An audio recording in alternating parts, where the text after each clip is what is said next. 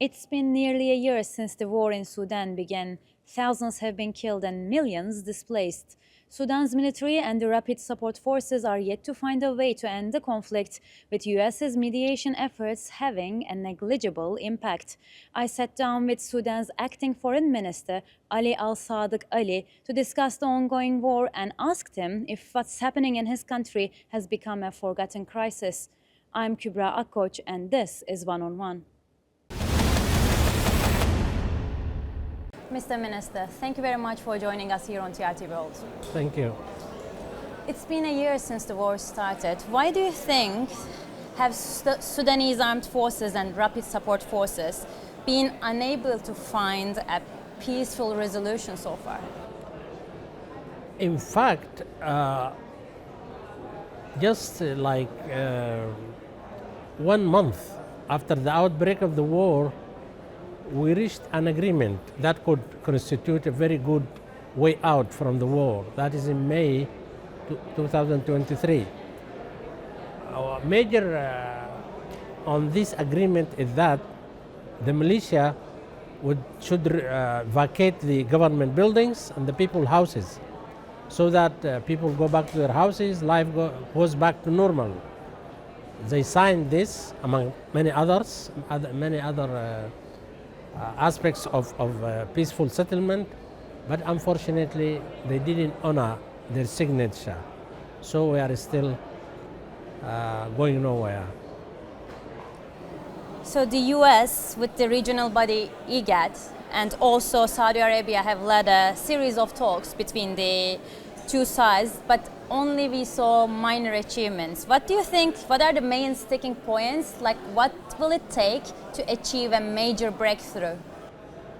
I already referred to the agreement, May agreement. The May agreement was concluded in Jeddah after a mediation, or say a facilitation, sponsored by the United States and the Kingdom of Saudi Arabia. Unfortunately, we haven't been able to implement what have been agreed upon, and again we held another round of talks in Jeddah also with the same facilitators. Again, we didn't reach anything, so the Jeddah forum has been on hold since then.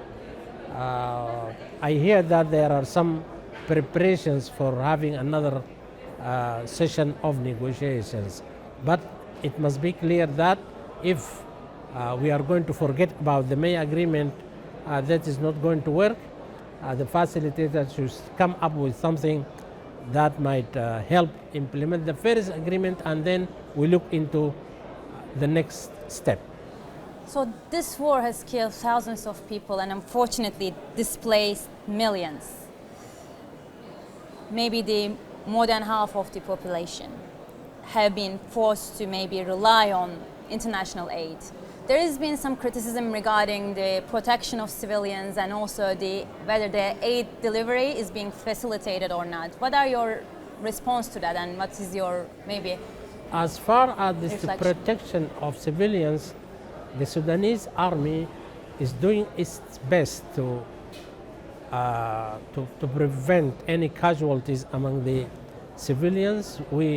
Our army is a professional army, an army who has more than 70, 80 years. So it is a professional army. All the atrocities during this were committed by the militia. It has been, these atrocities has been condemned by the United Nations, by the Amnesty International, Human Rights Watch. It is clear that when you say such a statement, people must directly refer to the rebels who are doing these atrocities, who are committing atrocities against the civilian population. They are not fighting the army, they are fighting the civilian people. So the UN is warning that many people could die as a result of famine by June because the war also disrupted farming across the country. What is your government doing to ease this situation?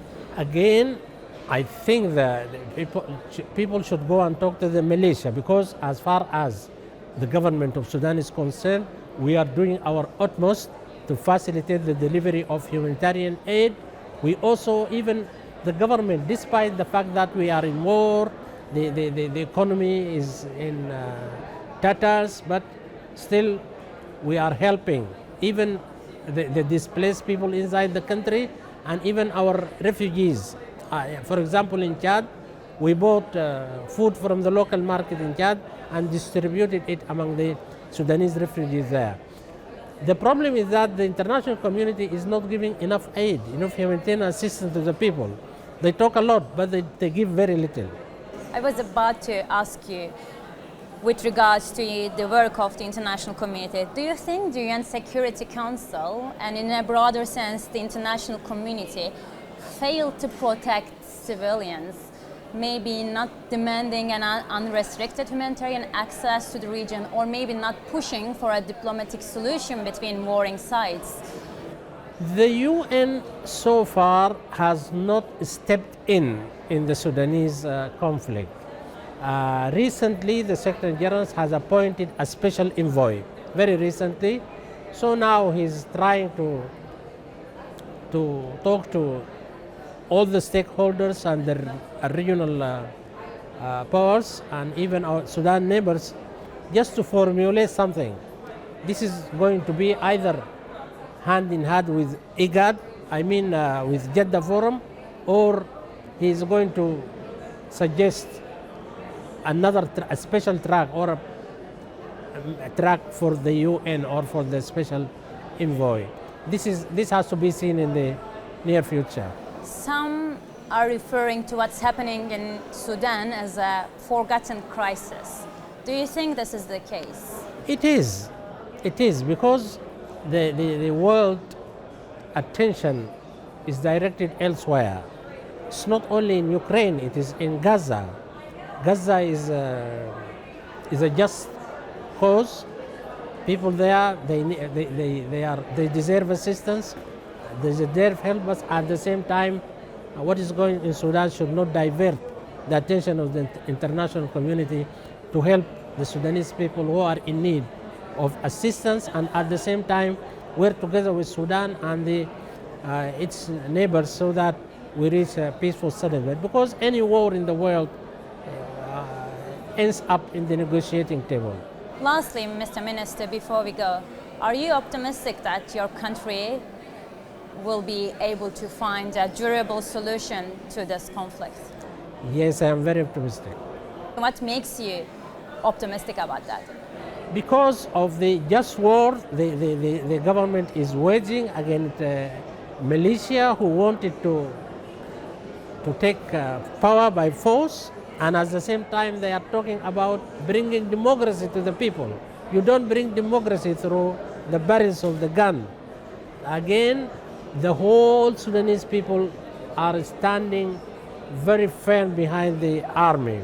This is a source of power to the government and to the army, that people are looking forward for the army to achieve military victory over the rebels, and at the same time, when the government opts to go to seek the help of the outside world for peace solution, people are also behind the army. Mr. Minister, thank you very much for joining us here on TRT Road. Thank you.